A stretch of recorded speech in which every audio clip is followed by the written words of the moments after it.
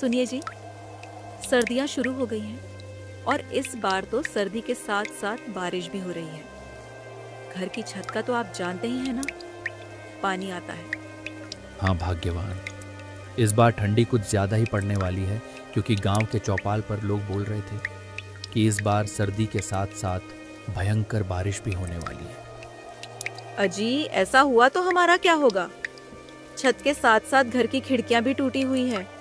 ठंडी हवा सीधी अंदर आती है। आप कुछ कीजिए ना। हाँ सरला, मैं कुछ करता हूँ। मालिक के पास जाकर देखता हूँ, वे अगर कुछ मदद करेंगे तो मैं घर की छत और खिड़कियाँ ठीक करवा दूंगा। ठीक है?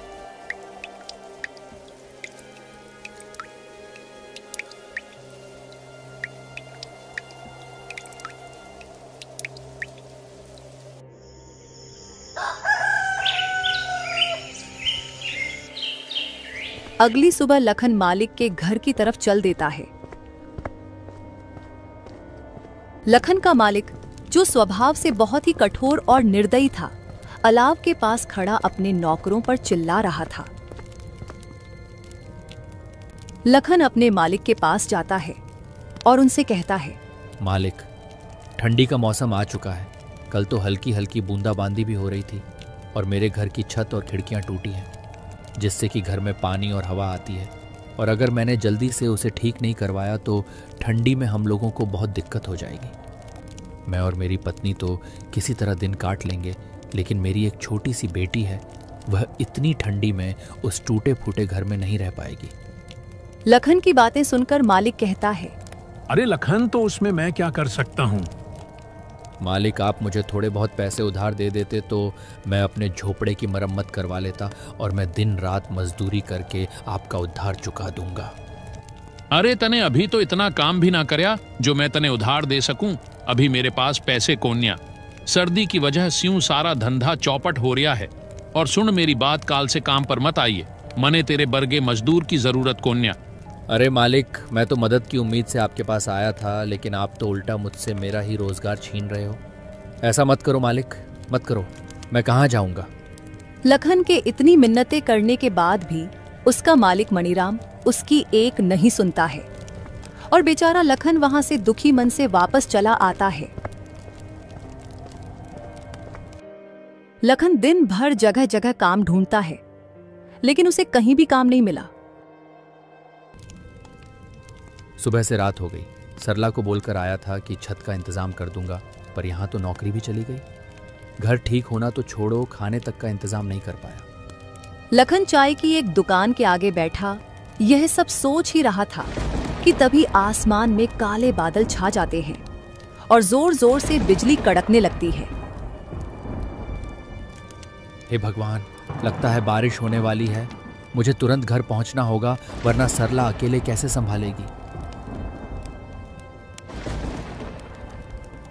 लखन जल्दी जल्दी अपने घर की तरफ दौड़ता है।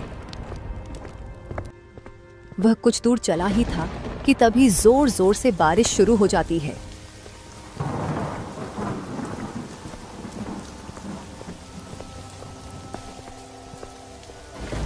हे ऊपर वाले, ये कैसी परीक्षा ले रहे हो? पहले क्या आपको हमारे दुख कम लग रहे थे, जो ऊपर से ये बेमौसम की बारिश और शुरू कर दी?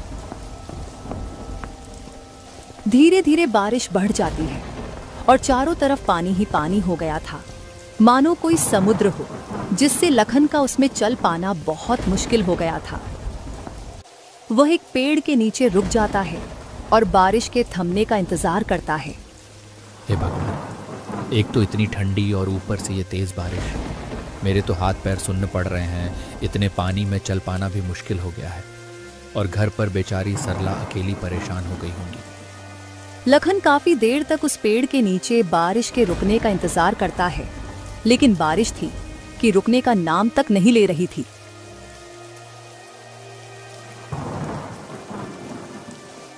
चल लखन, इस बारिश का कोई भरोसा नहीं, ये रुके या ना भी रुके। इतना कहकर लखन उस तेज बारिश में घर के लिए चल पड़ता है। जहां तक लखन की नजर जा रही थी, सब और पानी ही पानी था। छोटी छोटी झोपड़ियां तो पानी में ढहकर बह गई थी। यह देखकर लखन को अपने घर की चिंता होने लगती है। बेचारा लखन जैसे तैसे करके अपने घर तो पहुंच जाता है, लेकिन जो वह देखता है उसके होश उड़ जाते हैं, क्योंकि घर में पानी भरा हुआ था और आधी आधी दीवार तक पानी पहुंच गया था। सरला, तुम ठीक हो ना? मुन्नी ठीक है ना?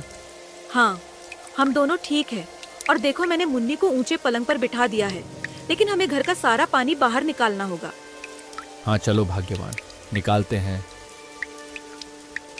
वे दोनों बाल्टी भर भर कर घर से पानी निकालने लगते हैं, लेकिन वे जितना पानी निकाल रहे थे उतनी ही देर में उससे भी दुगुना पानी घर में भर रहा था।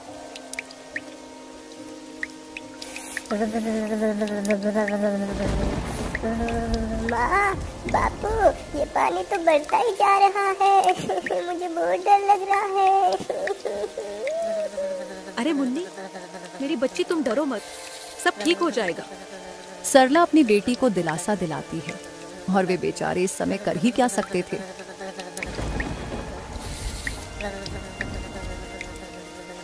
रात के आखिरी पहर बारिश रुकती है। वे जैसे तैसे करके उस रात को बिताते हैं।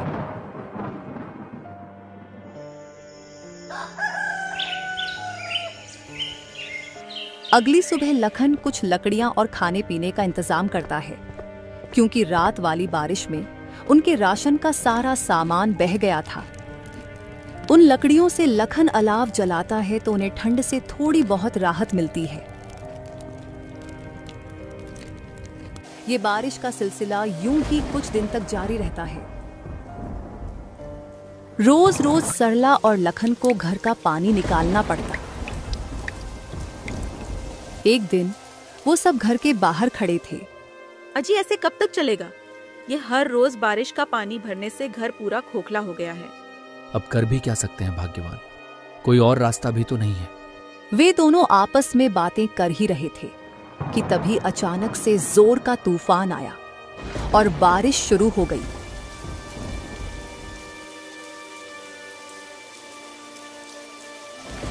देखते ही देखते लखन का सारा घर बारिश में पूरी तरह ढह गया। हे भगवान, ये क्या हो गया? हमारी आखिरी उम्मीद भी खत्म हो गई, हमारा घर ही टूट गया। अजी, शुक्र मनाओ कि घर ही टूटा है।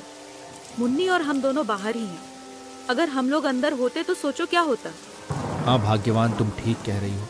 भगवान का लाख लाख शुक्र है, कुछ अनहोनी नहीं हुई। पर अब ऐसे में हम मुन्नी को लेकर कहाँ जाएंगे? इतनी ठंड और बारिश में भीग कर हम सब बीमार हो जाएंगे। अजी, अभी तो आज रात कहीं सर छुपाने की जगह मिल जाए, वही काफी है। कल का कल देखेंगे। हाँ, वो हमारे पड़ोसी है ना मंगतू भैया, आपके जिगरी दोस्त, उन्हीं के यहाँ चलते हैं। हाँ, तुम सही कह रही हो भाग्यवान। मंगतू हमारी मदद जरूर करेगा, दोस्ती किस काम आएगी आखिर।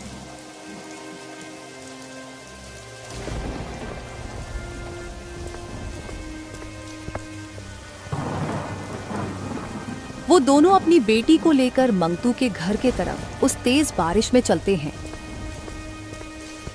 और मंगतू के घर का दरवाजा खटखटाते हैं।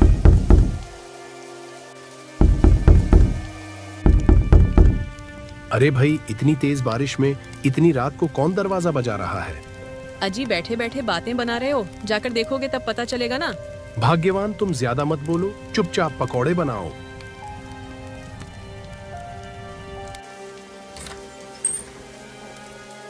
अरे लखन, तू पूरे परिवार के साथ इस समय यहाँ?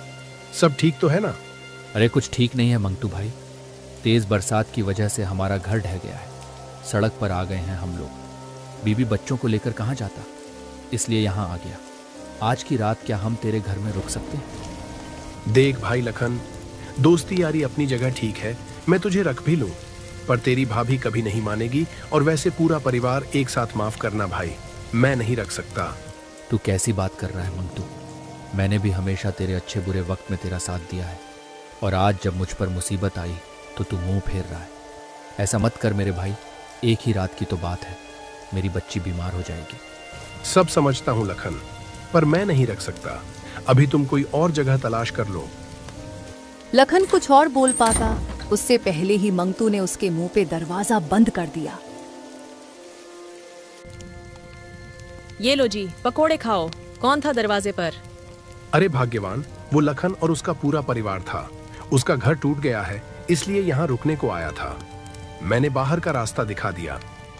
अजी, लखन तो आपका अच्छा दोस्त है ना, उन्होंने हमारी कितनी बार मदद करी है।